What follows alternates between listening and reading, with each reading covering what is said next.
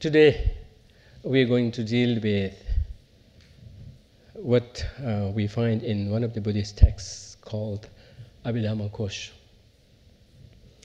Abhidharma Kosh, the treasury of knowledge, by the Indian master Acharya Vasubandhu, the younger brother, half brother of Asanga, Acharya Asanga. He, in his text, in the course of his deliberation on how to engage in meditation, he brings up these meditation techniques. He was bringing this in the context of how to cultivate shamatha and vipassana to follow that. And within the context of shamatha, he's saying that there are different ways of, by the way, shamatha is calm abiding, cultivating serenity. So cultivating serenity, part of meditation, could be undertaken in so many different ways. And one of them, depending on what is the main prominent, dominant, disturbing force within oneself in bringing serenity, in bringing calmness. In some cases, it could be too much distraction. In some cases, it could be too much attachment, so attached to something that one's mind just keeps going to that or to that object. One feels a strong pull towards something that one have a hard time pulling it back. Or it could be so strong anger. Again, anger, despite being an opposite force, also has a similar effect of taking away your attention, though not so much in being attached to someone, but yet nonetheless it is pulling your attention to the object of your anger. Not with the sense of attachment, but with the sense of repulsion. One is repelled by it, yet one cannot help but see one's attention going there, to the point of completely being awake at the middle of night even. And then, what else? So, depending on what the main dominant lies is, there are different techniques, even for cultivating shamatha proposed. And the meditation on breathing is usually recommended for countering the condition of too much distraction. Too much distraction, be that distraction to one's mobile phones, gadgets, or whatnot. Too much distraction.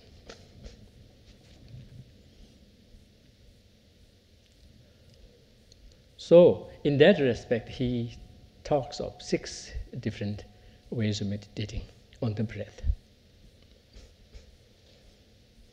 But before we do that, just as in our sessions we do this meditation, we start out with this drill, if you will, with this drill of taking 3 rounds of deep, deliberate breath. And there are different ways of doing it, either doing all the rounds through the nostrils or alternating between nostrils and mouth, like that.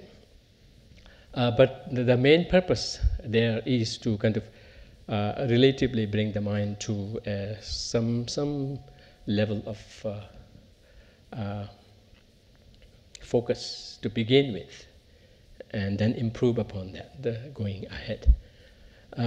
So the ones that you have seen done here, not with so much of a drama, be that physical something accompanying it. It's because it is kind of attuned to the audience, and so not being too traditional. But there is a traditional way of doing that, and it may be interesting today. So that's usually we do that 9 rounds. Here we only do 3 rounds. beginning with 3 rounds of deep, deliberate breath, and then there too, we differ from teacher to teacher who does what. All through the nostrils or alternating. I kind of like alternating between the two because breathing it out through the mouth really helps in deflating fully. But that doesn't necessarily have to be always the case, just as even in the course of meditation that I guide, I also bring in deep, deliberate breaths, rounds of breath being taken both inward and outward through the nostrils. But then but we all usually do only 3 rounds. Very often we do that 9 times. In the scriptures, it suggests 9 times. It doesn't necessarily have to be limited to that, but the way of doing that is more dramatic than it is. So today we'll first try that, right? And then we'll go into the topic. So usually we call that Lungro Kutuk tu Seva, dispelling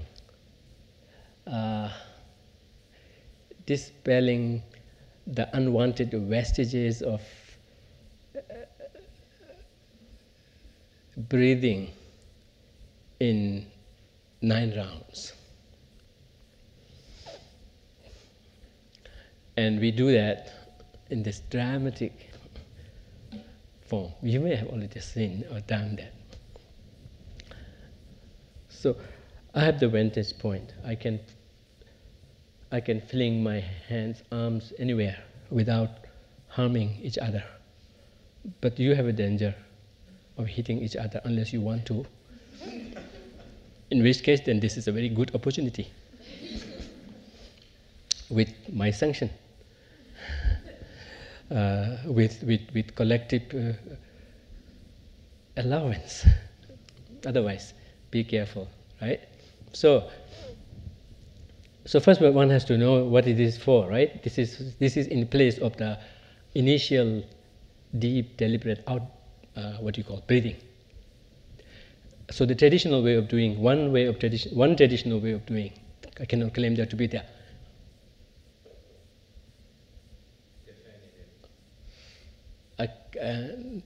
Not just the definitive, but not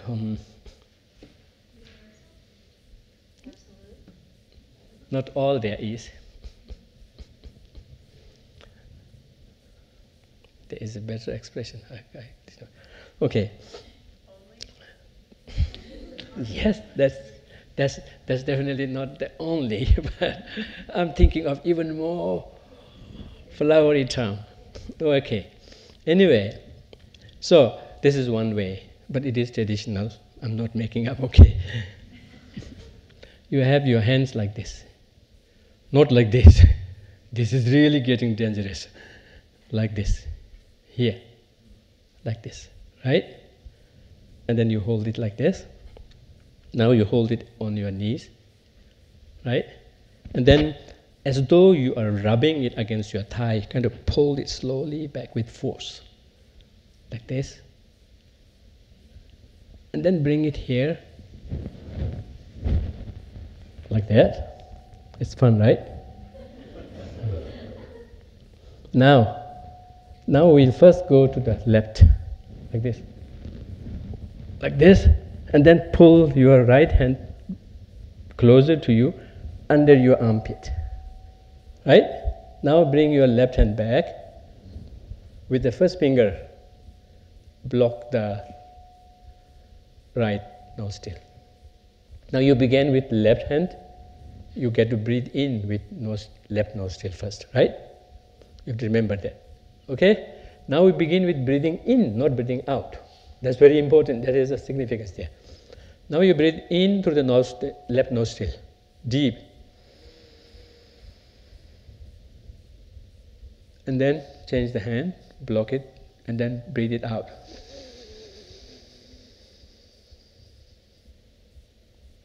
And then again breathe in.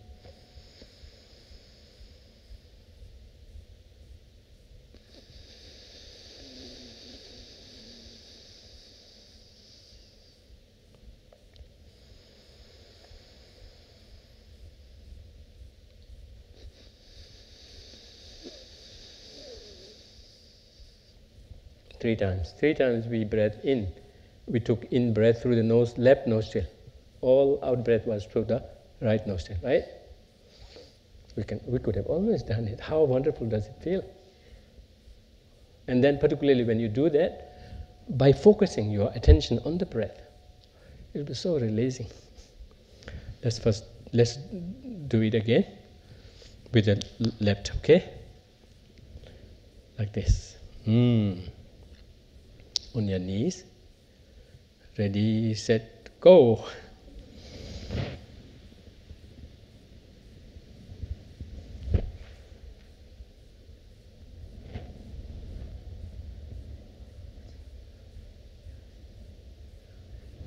See, left, we go left, right? We go left, and then the right hand goes under the armpit with the fist form.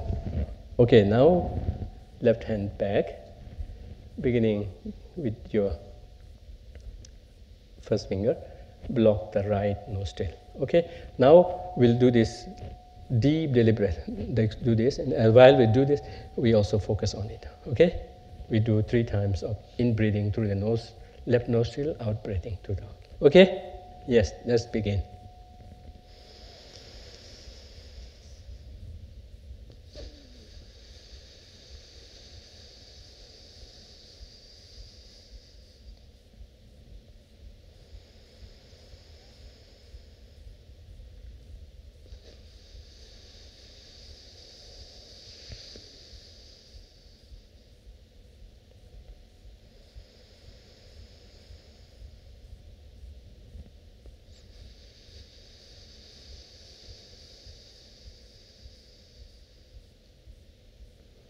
Then we bring the hands back in the first position, that of resting on the knees.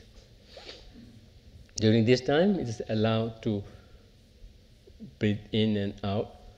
Do you call sonorously? With sound. Okay?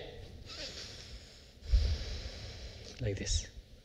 You're allowed to do this. You have my sanction. Yeah, that's the way to do it. So don't feel inhibited against that. That also holds some key, but the key is doing that together with focusing on it, being there. Now we do this alternatively. Now we do this with the right hand, okay? Okay, like this. Here. Yeah, it makes a difference when you rub it against the thigh. Pull it back like this with some force. Not too much, but some force. And then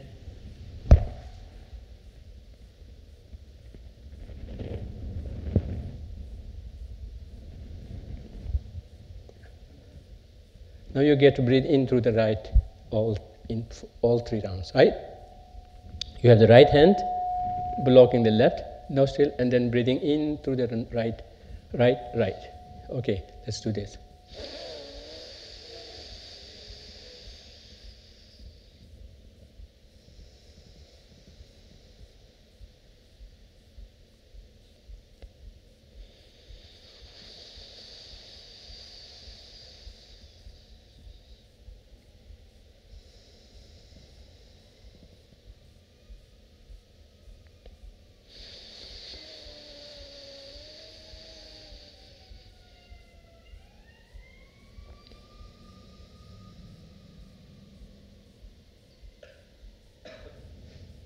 Okay, we'll do it again, okay, without my intervention.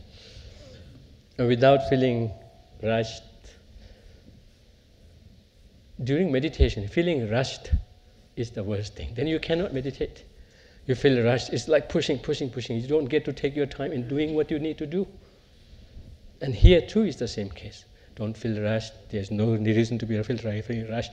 And there is also no reason to feel judgmental. Just do it. Be fully there. No one is watching. Everyone's busy doing their thing. Okay? and even if somebody's watching, what's there? So what?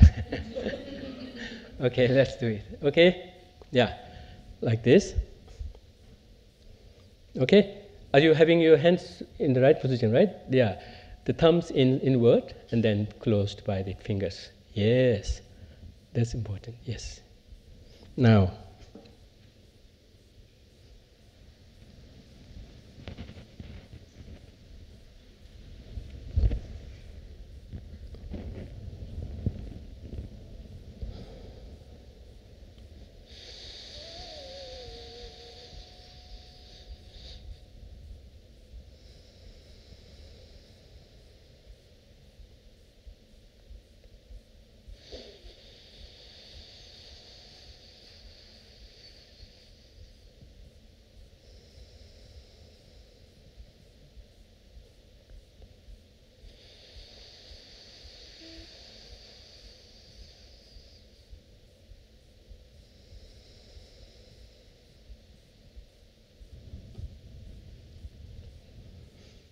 again, important thing is when you do this, don't feel rushed in doing this, because rushing up just messes up. Oh, that's a good rhyme. Rushing up just messes up. Okay, now the third round. We did 3-3, right? Now the third round is through both the nostrils. So we do that by blocking both the nostrils. No, now we now we don't block our nostrils. Otherwise, we cannot breathe in and out through the nostrils, right? So this time, yeah. So we just hold our hands like this, or either you could hold it like this, but don't pull it up. Just hold it like this. Now breathe in and out through the nostrils, both the nostrils. Make sure you breathe in and out through both the nostrils, okay? Not just one like this. Okay, let's do. Breathing, but important is the session should always begin with in-breath, not out-breath. When you are beginning it, you may need to breathe out, but then count the session, beginning of the session, with the in-breath. There is a special significance there. Okay? Yeah. Now again, as before, rest your attention on the breath while you are taking your time in doing a long, deliberate, deep breathing in and out, through both the nostrils.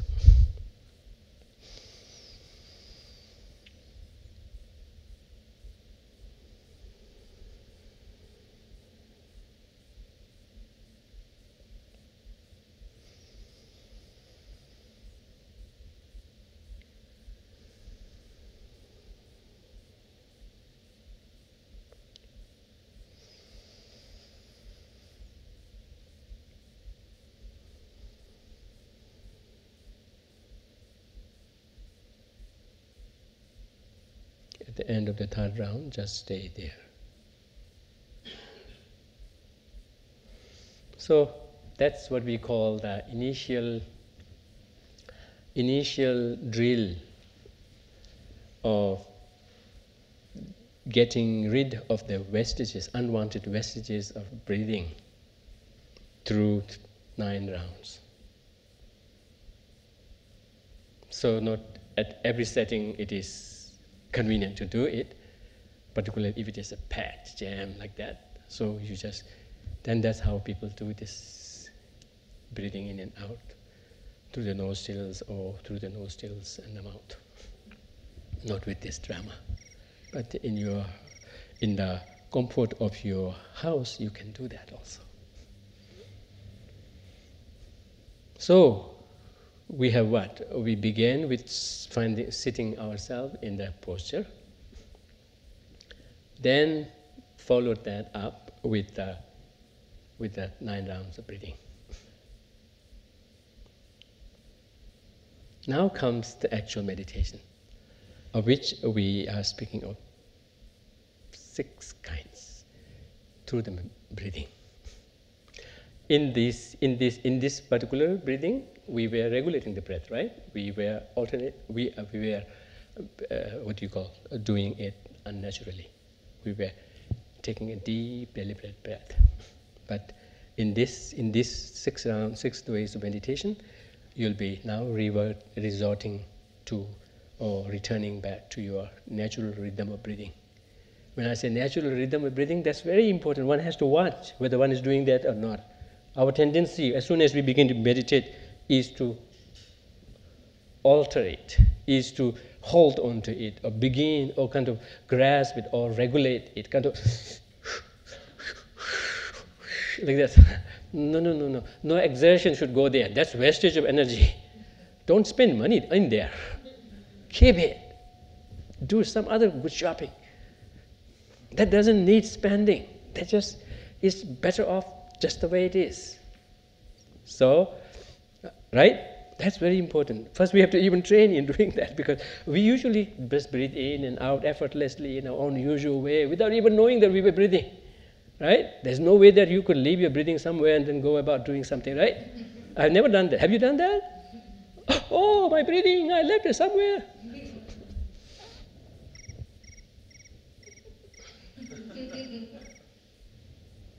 There's a cockroach or a cricket.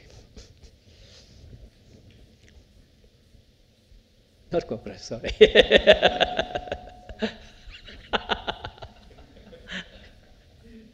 That's cricket. I meant cricket. That's good. Cockroach came of some use in giving us some laughter. Thanks to cockroach. Okay, now, yes, these 6 rounds of meditation, they are in the Abhidharma Kosha, and it is interesting. I haven't come across any. I was just referring to the traditional Buddhist, Tibetan Buddhist text, so I didn't come across any translation of it. But there is a stanza that I have translated here that's found in the auto-commentary of this particular text, where it says, mindfulness on the breath is done through these 6 ways of counting, following, placing, conceptualizing, transforming, further transforming. First is counting. Now remember the names that will have a bearing on how you do it. Counting, following, placing. You may come up with a better term later on once you get it. Then conceptualizing, then transforming, further transforming. So now the first is counting. What we do is we find ourselves in the meditation posture. Now, imagine that one has already done, one has already placed oneself in that posture, and one has done the 3 rounds of deep deliberate breath, or the 9 rounds of deep deliberate breath, with doing like this. If one's family members or friends are watching, what's happened? In that case, you can even do like this. Well, you look for the right time, the right place, the right occasion. But there's not so much of a awkwardness in this, right? Do it in an elegant way so that they could also join you in doing it, saying, let me do it, let me try. Yeah, it's so good, it's so good. Well, I mean, there is some difference it makes in really doing the physical position like this, and then having the hands kind of do it. It really facilitates the breathing, the deep, deliberate breathing. So the first one is counting. How do we do that? We find ourselves in the meditation posture, right, in whichever way, like this. Yes, the most important thing is to have the back upright. Now we count. We breathe in and out naturally, in the natural flow, through our nostrils, both nostrils. And there are few points to remember first. There are a few points to remember. We'll be doing 10 rounds of the breathing, 10 rounds of breathing. Each round has an in-breath and an out-breath. That pair is counted as 1 round. So that way we'll be trying 10 rounds. Not less than 10 rounds, not more than 10 rounds. The scripture really is so picky about that thing. Not less than 10, but not more than 10. I don't know why. Okay, So that's 10 rounds, each round composed of a pair of in-breath and out-breath. And then every time we breathe in and out, at the end of one round, we count. So that's why it is called the counting way. Okay? We count like this. In, out, 1, in, out, 2, in, out, 3, in, 10. If you have slipped away, then you have to begin there. you have to begin there. So my 10 could be longer than your 10. Or your 10 could be much, much longer than my 10. Or your 10 could just keep on going without end. Or likewise mine. So it has to be 10 quality unbroken. Yes? That's very important. Are you saying start over? Like if you get to 3? Oh, yeah. When you get to 3, and then you're thinking of 3, there is a movie going on somewhere, then you have to start again. That doesn't count. With the movie in between, then it doesn't count. The counting has already broken. So, I have a good ice cream somewhere, then again it doesn't count. Okay?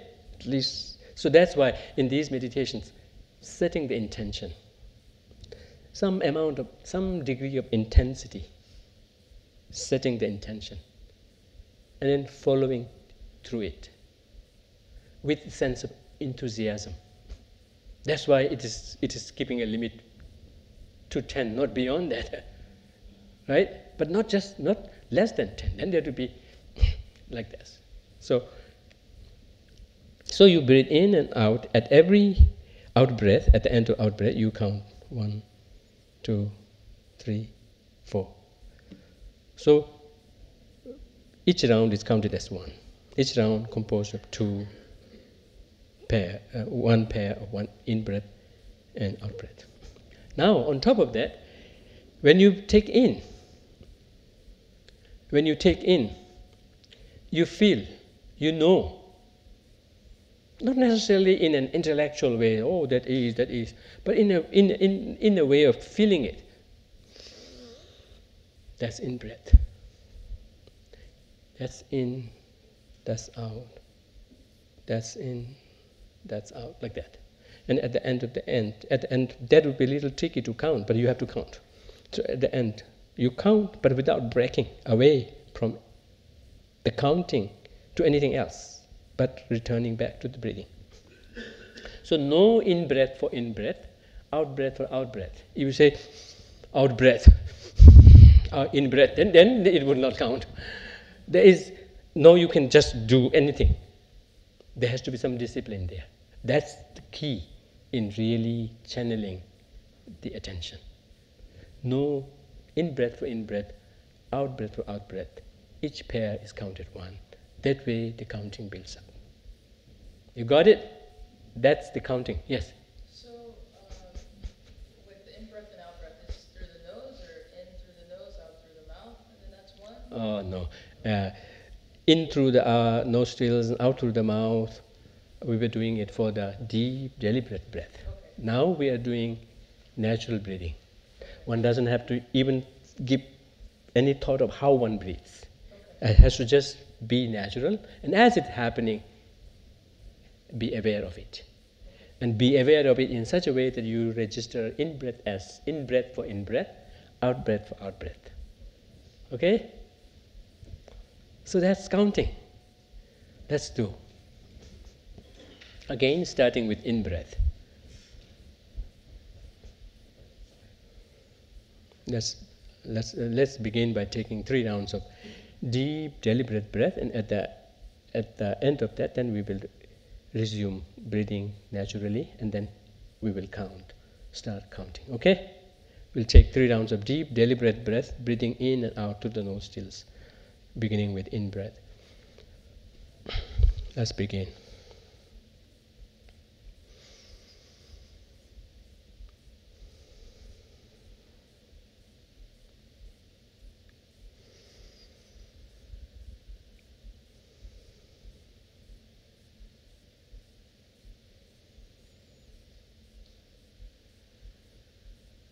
Now let's do the natural breathing, breathing in and out to the nostrils, and knowing in breath and out breath, counting each round at the end of which, at the end, and then building the count without break.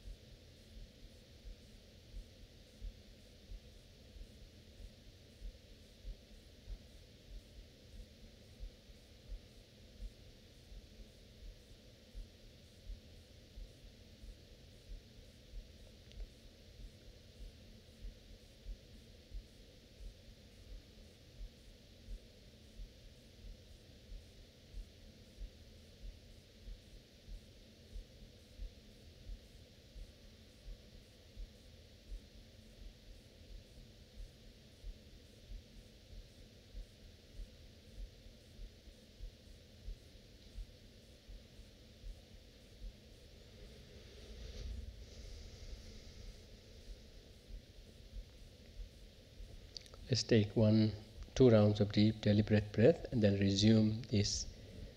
Try to do it a quality way without break to the utmost. Let's begin. 2 rounds of deep, deliberate breath, maybe this time breathing in through the nostrils and out through the mouth. 2 rounds, and then resume on your own with this.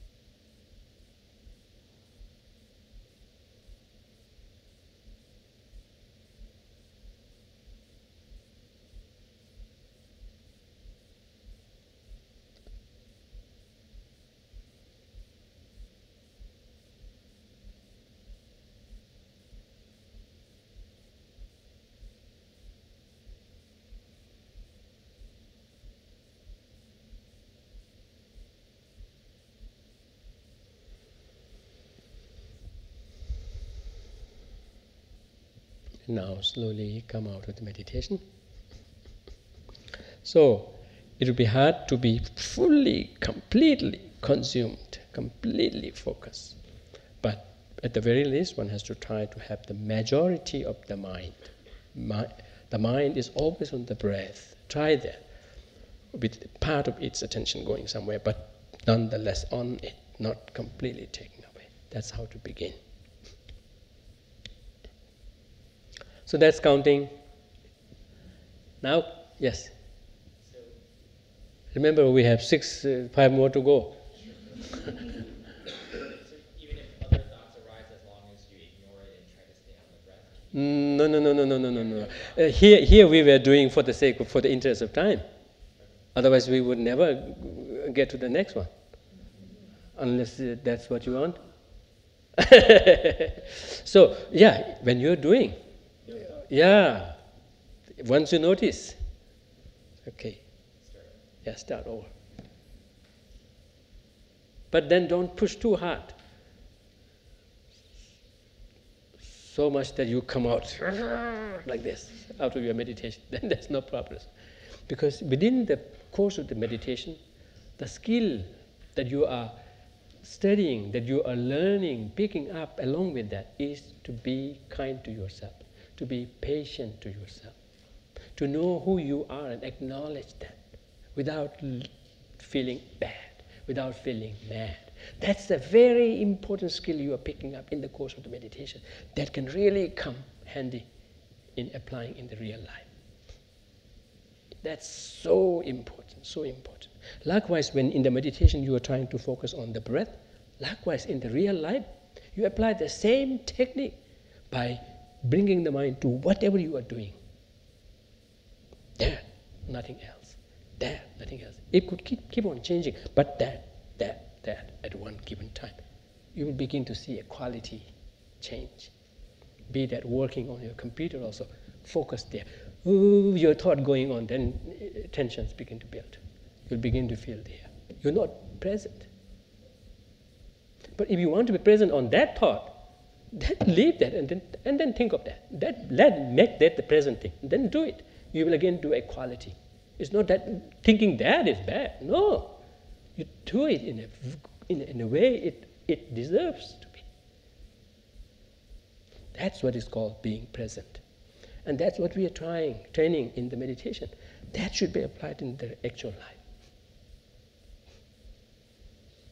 So, being present on the present is not to say completely forget about the future, completely forget about the next moment. No.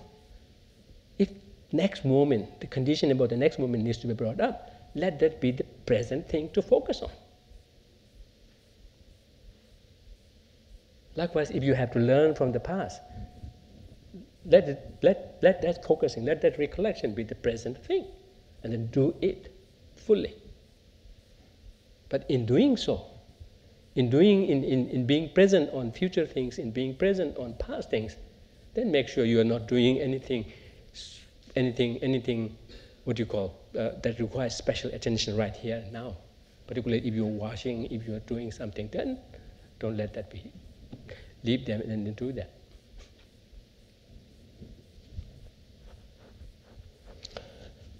So, yes. So, in the course of the meditation, it will not come handy, it will not come that easy to really do that, even for 10 rounds. Even for 10 rounds, difficult, right? We can definitely do it, but how come it is that difficult? It comes from training. It comes from training. Eventually, as in the driving manual, it says, eventually it will become instinctual. This too can become. One could be instinctually concentrated, instinctually compassionate. Whoa, that would be awesome. That means when these things become instinctually present, it leaves no room for anger, jealousy, greed. The space is taken away. There's no vacancy there. For the mind, space is taken up by compassion. And that too, if possible, instinctual compassion with full force, groundedness, rootedness. Enough. We have to go. We have another business, right? So now the next one is following. Now we no more do counting.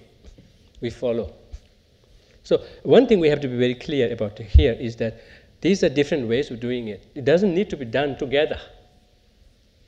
Whatever applies to you, whatever you feel more resonating to, you have to do it. Don't do, the 6 packs together.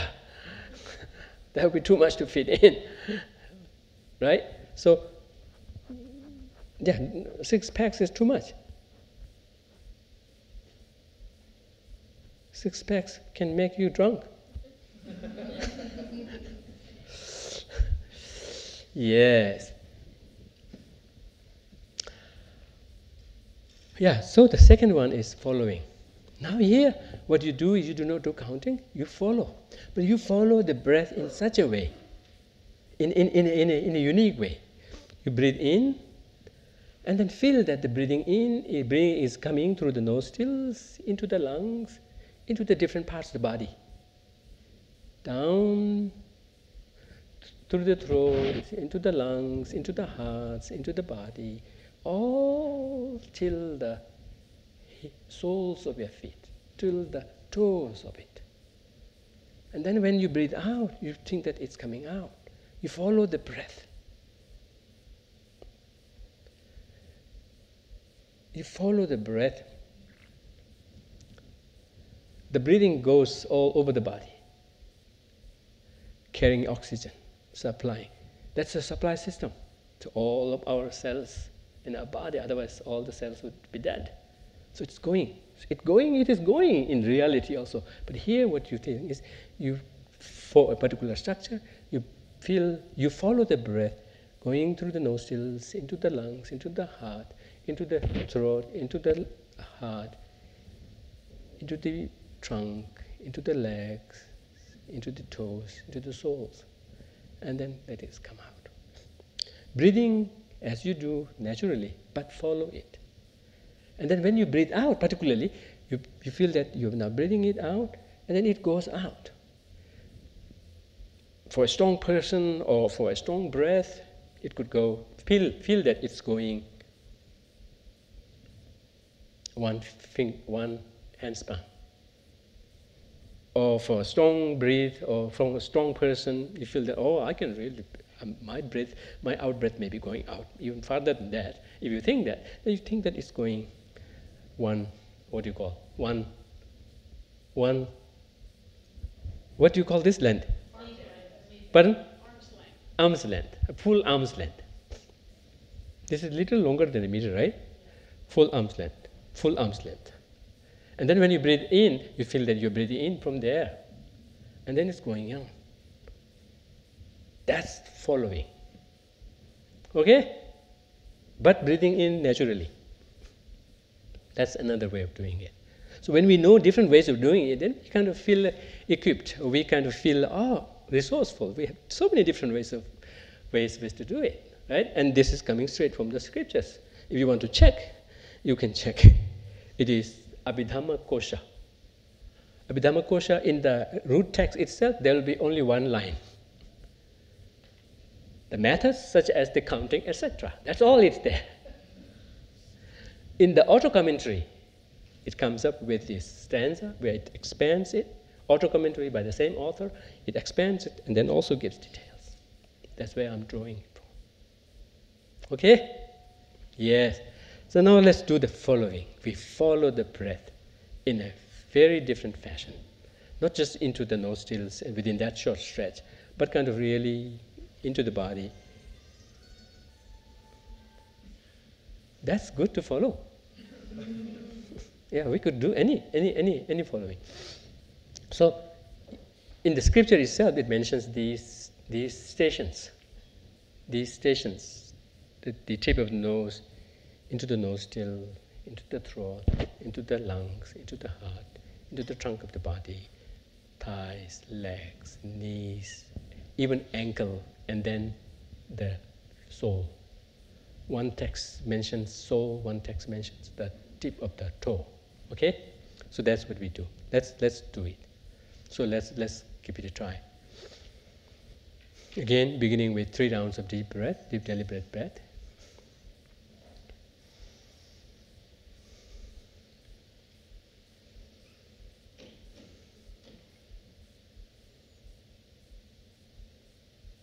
So now let's begin following the breath in this fashion.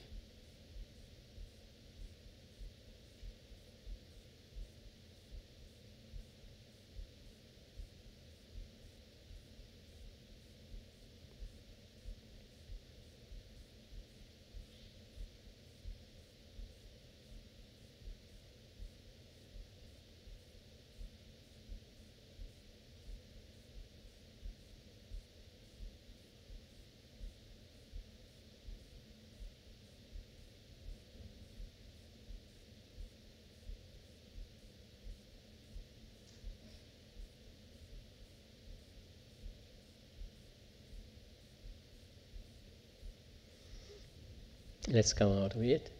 So here, it could even facilitate for us to do a longer breath.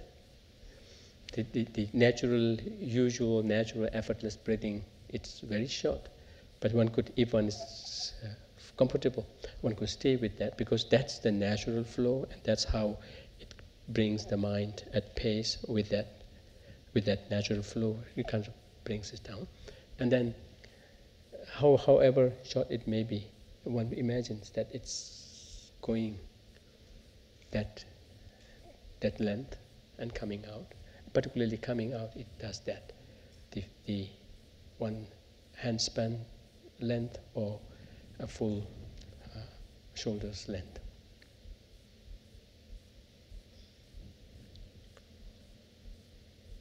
Yes, before I forget, I earlier told about the significance of beginning with in-breath and out-breath and following that with out-breath. That's what marks our life. We start with in-breath. The baby doesn't say, ha, like that. It doesn't say that. When we die,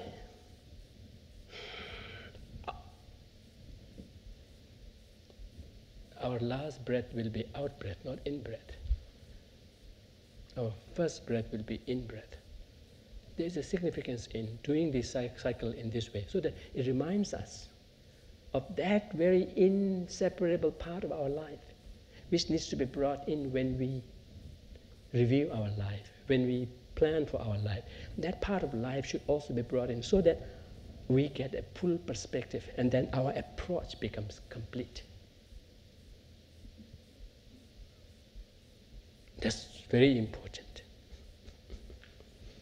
Although every time you do that, you don't necessarily, but every once in a while, be reminded, yes, that's the way.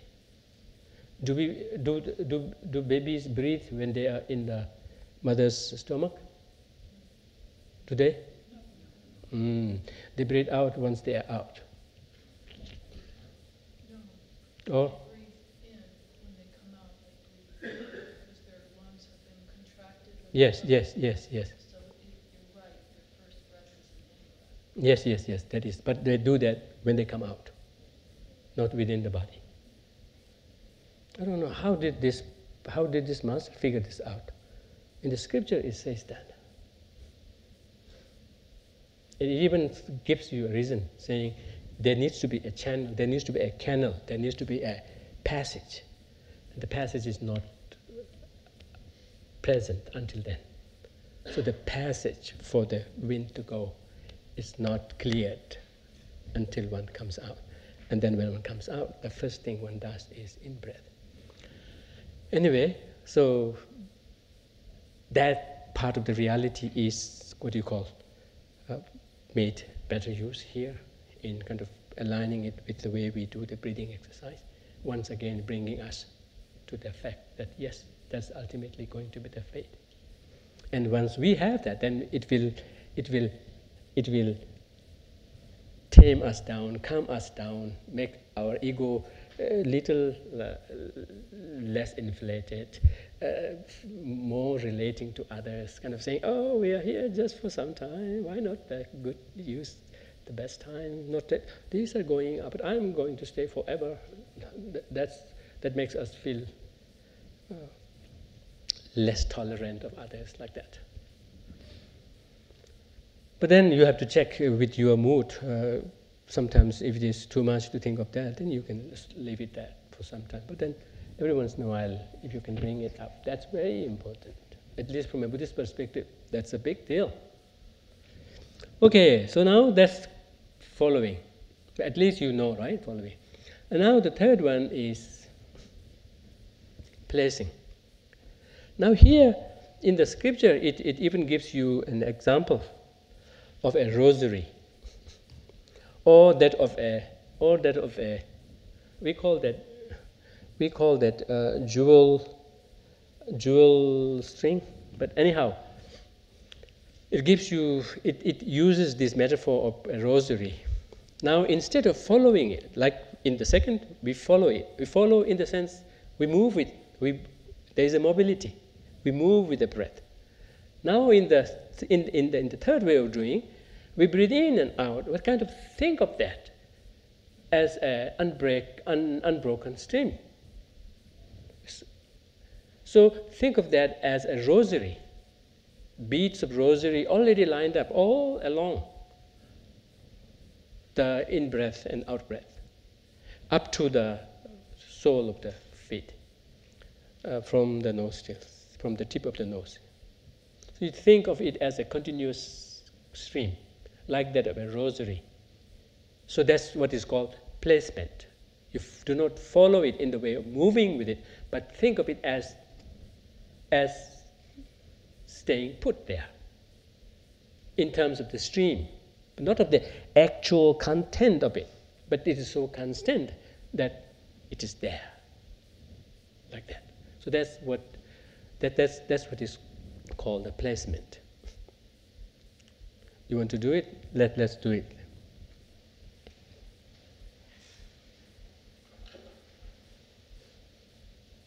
We take a deep round, one round of deep deliberate breath, and then we feel we come back to the natural rhythm of breathing. As we breathe, we feel although we feel the mobility of it, but feel it to be an unceasing stream, almost thinking of that as a, what do you call, unbroken rosary or unbroken garland, or a not just a passage, but unbroken line of breathing, or line of, what do you call, unbroken line from the nose, from the tip of the nose till the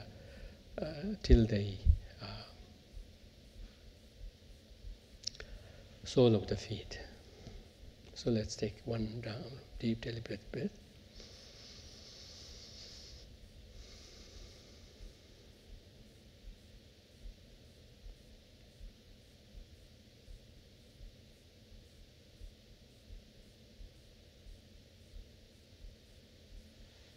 Although one is breathing naturally, but thinking of the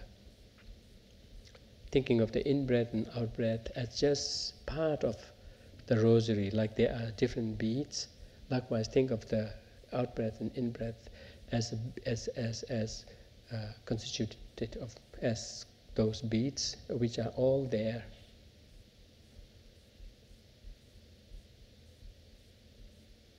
So instead of moving with the breath, stay with the breath, with the contents of it changing every time, yet the stream being maintained.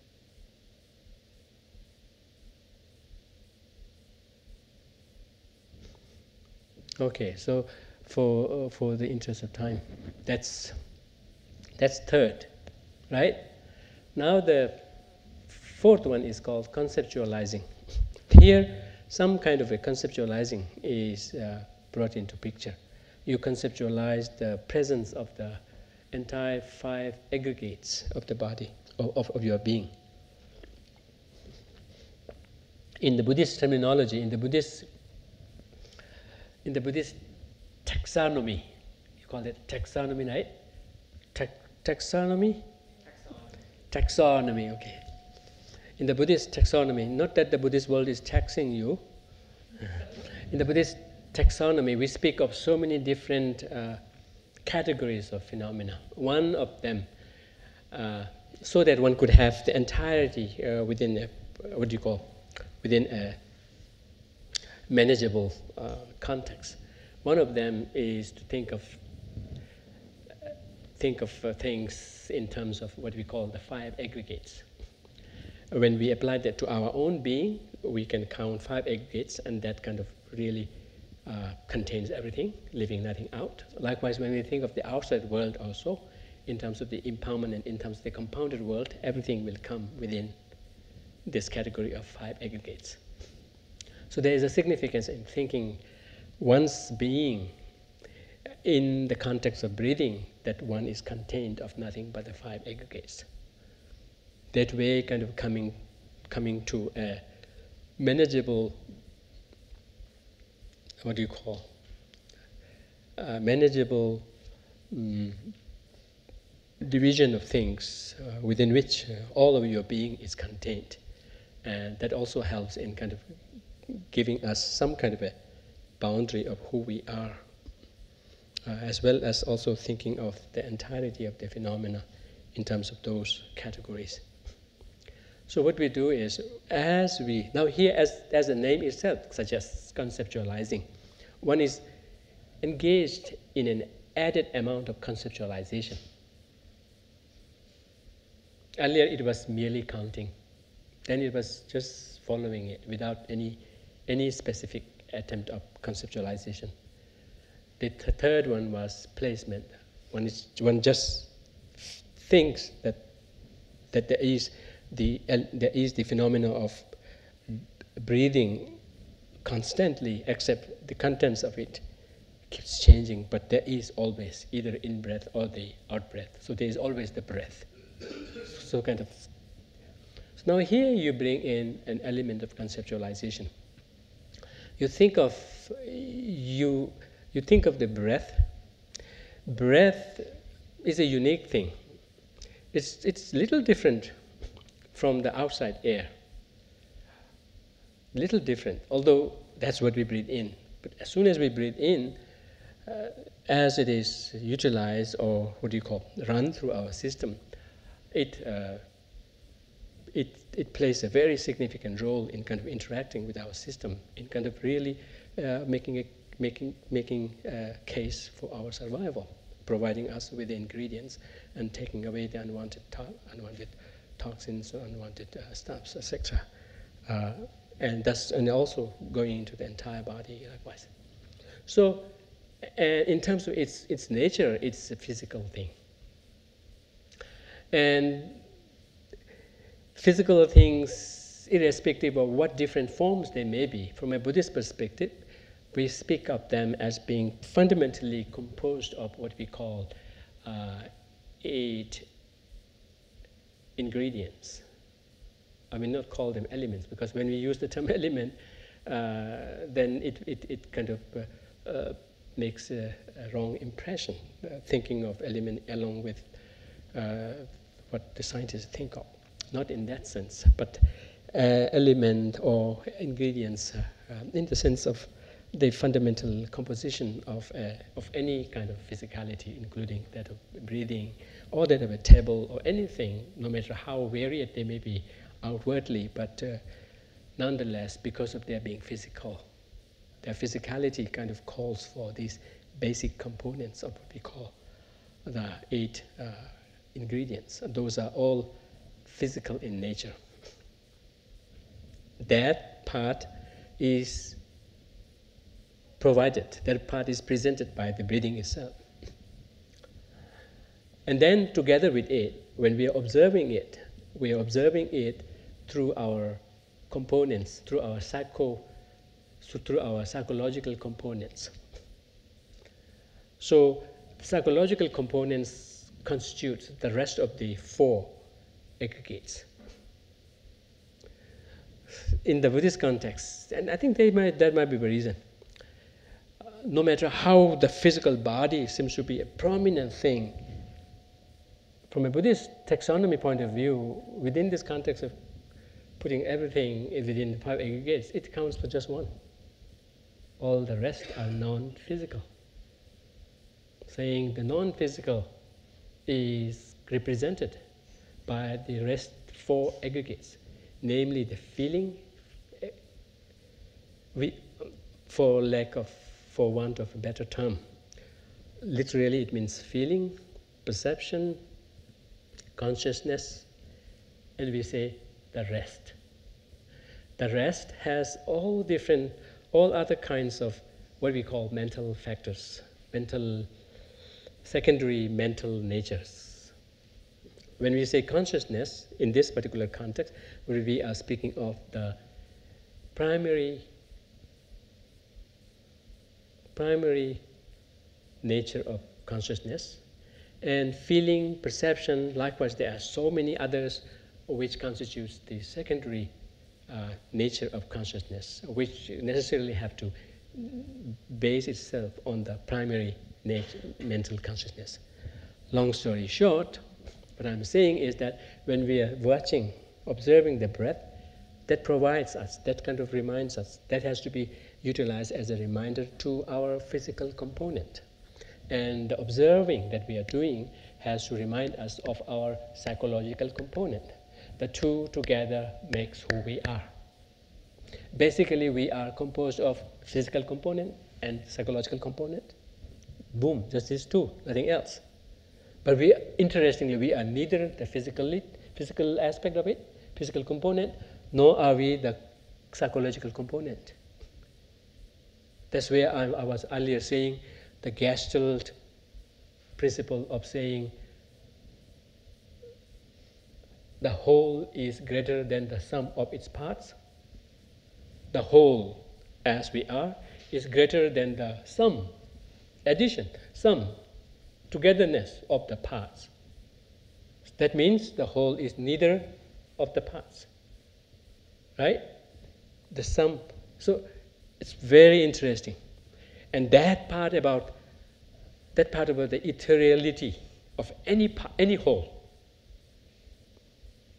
that part about the ethereality of everything when considered as a part in relation to, and when considered as a whole in relation to its part, is very important. And that part has to be brought up. Now, this meditation on the breathing is utilized in making us come to terms with that. There's the physicality, and the observing is done by the psychological part. The psychological part could be considered as having feeling, perception, consciousness, and the rest. That, together with the physicality represented by the body, by the breathing, is all we are. Yet, is all there is that we are. Yet at the same time, we are neither of them. Nor the mere sum of it. The whole, we are the whole, and it is greater than the sum of the parts. I'm borrowing this quotation from the Gestalt principle. If it is interpreted differently, then that's their business. But I'm taking it out, maybe out of context, but utilizing it to convey the Buddhist concept. I do not claim any understanding of the Gestalt principle, but on the surface of it, it's so striking. But when I looked at the commentary, it says, "Oh, the whole is greater than the parts." Someone explained it like that. No, I didn't want to take it like that. That's not how it sounds. It says, the whole is greater than the sum of the parts. Sum, S-U-M, is the collection. The whole is not just the collection of the parts. It's greater than the parts. That sends chill. So that's the idea to come to terms with in this conceptualization. So it is a conceptualization, but not a conceptualization in the sense of distraction, in the sense of disturbance, but conceptualization in the sense of enrichment, of really rising up to who we are. And then once we see that on ourselves, then we can apply it to anything. Like this is not its parts, neither is it just the sum of its parts. It is, in relation to its parts, greater than even the sum of the parts. And so it goes on, even in terms of the parts themselves. When they are considered as the whole, they, in relation to their parts, are greater than the sum of the parts. Oh, that goes on and on and on. And that's so important